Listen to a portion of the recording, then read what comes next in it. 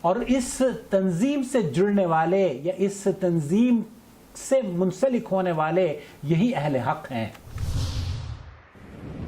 بسم اللہ الرحمن الرحیم، نحمدہ ونصلی علی رسولہ الکریم، اما بعد۔ معزز ناظرین کرام، السلام علیکم ورحمۃ اللہ وبرکاتہ۔ آپ دیکھ رہے ہیں نون ٹی وی جدہ اور میں ہوں محمد عاقل۔ وائس میسیج کے ذریعے سوالات پیش کیے جاتے ہیں۔ آپ بھی اگر ہمیں اپنا سوال بھیجنا چاہتے ہوں تو اس نمبر کو براہ کرم نوٹ فرما لیجئے اور ہمیں وائس میسیج کر دیجئے، اور سبسکرپشن بٹن دبا کر آل نوٹیفیکیشن ضرور الاؤ کیجئے، بیل آئیکن بھی دبا دیجئے تاکہ ہماری تمام ویڈیوز کی اطلاعات آپ تک پہنچتی رہیں۔ آج کا سوال آپ کی خدمت میں۔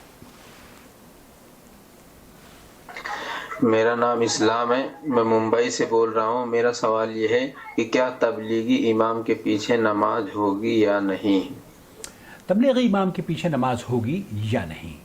تبلیغی جماعت کا اگر کوئی امام ہو تو کیا اس کے پیچھے نماز ہوتی ہے یا نہیں؟ یہ سوال متعدد مرتبہ گروپ میں پوچھا جاتا ہے۔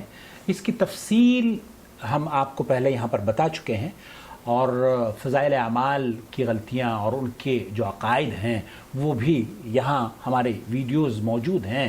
سماحت الشیخ عبدالعزیز بن باز اور لجنۃ الدائمہ والافتاء کا فتویٰ یہ ہے کہ جو تبلیغی جماعت کے عقائد ہیں، اگر ان عقائد کا کوئی حامل شخص ہے تو اس کے پیچھے نماز پڑھنی چاہیے یا نہیں، تو یہ ویڈیو ضرور آپ دیکھ لیجئے۔ آج میں آپ کی خدمت میں اسی سوال کو پوچھا جا رہا ہے، وہ پیش کرنے کی سعادت حاصل کر رہا ہوں۔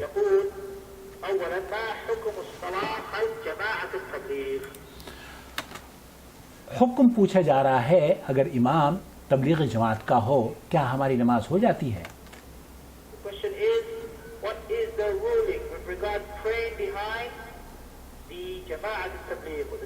praying behind امام جماعت۔ یہ یو کے سے سوال کیا گیا ہے اور سوال پوچھا جا رہا ہے عبید ابن عبداللہ الجابری حفظہ اللہ سے۔ علامہ عبید ابن عبداللہ الجابری حفظہ اللہ یہ فرما رہے ہیں کہ جماعت التبلیغ جو ہے یہ گمراہ کن جماعت ہے۔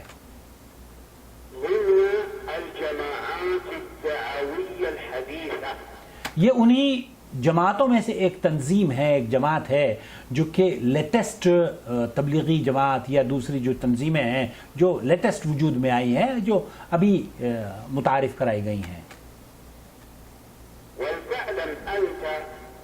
یہ آپ کے لیے جاننا بے حد ضروری ہے،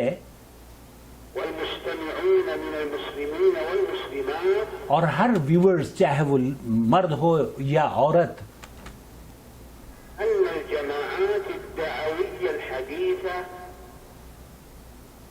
ومنها جماعة التبليغ وجماعة الإخوان المسلمين كلها جماعات ضالة مضلة۔ شیخ فرما رہے ہیں کہ یہ اخوان المسلمین ہو یا جماعت التبلیغ ہو، یہ دونوں تنظیمیں ایسی ہیں جو کہ سعودی عرب میں ان پر پابندی ہے، اور یہ فرما رہے ہیں کہ یہ گمراہ کن عقائد کے حامل ہیں، اس لیے یہ گمراہ کن تنظیمیں ہیں۔ والجماعة الحق هي الجماعة السلفية، اور صحیح منہج کی جو حامل تنظیم ہے، جماعت ہے، وہ جماعت السلفیہ ہے، جسے آپ سلفی یا اہل حدیث کے نام سے بر صغیر میں جانتے ہیں۔ التي هي على سنة محمد صلى الله عليه وسلم، یہی وہ تنظیمیں ہیں جو نبی کریم صلی اللہ علیہ وسلم کے منہج پر گامزن ہیں، قائم ہیں، جسے آپ جماعت السلفیہ کے نام سے جانتے ہیں۔ وليست الجماعة السلفية جماعة حديثة، اور یہ جو سلفی تنظیم ہے یہ کوئی نئی تنظیم نہیں ہے، ولا مؤسس لها من البشر، اور اس کا اسٹیبلش کرنے والا کوئی انسان بھی نہیں ہے، بل هي الإسلام الحق، یہ دراصل وہ اسلام ہے جو اللہ رب العالمین نے نبی کریم صلی اللہ علیہ وسلم پر وحی کے ذریعے نازل فرمایا، وأهلها هم جماعة الحق، اور اس تنظیم سے جڑنے والے یا اس تنظیم سے منسلک ہونے والے یہی اہل حق ہیں. فإذا تقرر هذا فاعلم أنه لا مانع من الصلاة خلف جماعة التبلیغ. اگر کوئی سلفی منہج کا داعیہ ہو اور مبلغ ہو تو ایسی دعوت دینے والے کے پیچھے نماز پڑھنے میں کوئی قباحت نہیں ہے اور یہ درست ہے. ما لم يكن الرجل الذي تصلي خلفه عنده شركيات.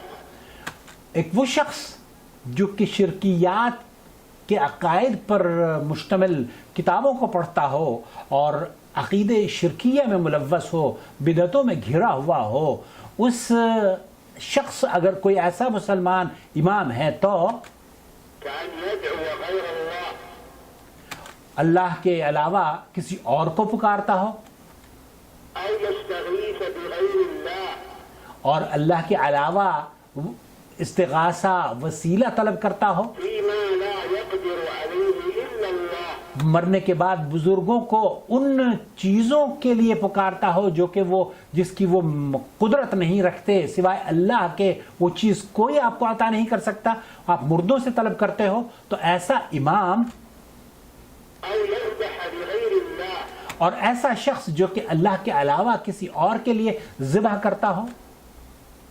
وهذه الشركيات موجودة في غلاة التصوف من جماعة التبلیغ. یہ وہ چیزیں ہیں، یہ وہ مسائل ہیں، گمراہ کن عقیدے ہیں جو کہ تبلیغی جماعت کے علماء اور جماعت کی جو کتابیں ہیں ان سب میں پائی جاتی ہیں. لا سيما العنود منهم اور یہ وہ تنظیمیں ہیں، بلکہ یہ جو صوفیوں کی جو تنظیمیں ہیں یہ ہندوستان، پاکستان اور بنگلہ دیش میں بے شمار پائی جاتی ہیں جو مشرکانہ عقائد جن کی کتابوں میں موجود ہیں. والباكستانيون والبنغاليون. انڈیا، پاکستان اور بنگلہ دیش میں تو عام ہے، شیخ فرما رہے ہیں. فافهم هذا بارك الله فيك وليفهمه كل مسلم يستمع إلينا الآن. آپ یہ جان لیں اور ہر مسلمان مرد ہو یا عورت سب پر یہ ہم واضح کر دینا چاہتے ہیں، أو يبلغه جوابنا هذا اور جو سن نہیں رہا ہے اس تک یہ آواز پہنچا دی جائے من خلال إذاعة الدروس السلفية. اس آواز کو شیخ فرما رہے ہیں کہ یہ جو مسئلہ ہم بیان کر رہے ہیں اسے دوسروں کے ساتھ شیئر کریں. الشيخ حفظه الله خلاصہ کلام یہ ہے کہ شیخ ابن باز رحمۃ اللہ علیہ اور شیخ عبدالعزیز آل الشیخ اور لجنۃ دائمہ والافتاء اور جو دیگر علماء کرام ہیں ان کا موقف یہ ہے کہ جماعت تبلیغ کے جو بدعقیدگی ان کے اندر پائی جاتی ہے، اگر کوئی شخص اس بدعقیدگی سے ملوث ہے تو ایسے شخص کے پیچھے نماز نہیں پڑھی جائے. نماز کے لیے بے حد ضروری ہے کہ اس کا عقیدہ درست ہونا چاہیے، وہ شرک سے پاک ہو، موحد ہو، اور اس سے قطع نظر کہ وہ کسی بھی شہر کا رہنے والا ہو. تو شیخ خلاصہ کلام جو میں نے آپ کی خدمت میں پیش کیا وہ یہ کہ جماعت التبلیغ اگر ان کے عقائد درست ہیں فبھی بہت اچھی بات ہے، اور ان تنظیموں پر یہاں سعودی عرب میں پابندی ہے، یہاں آپ ان کی پابندیوں کا تذکرہ دیکھ سکتے ہیں. والسلام علیکم ورحمۃ اللہ وبرکاتہ.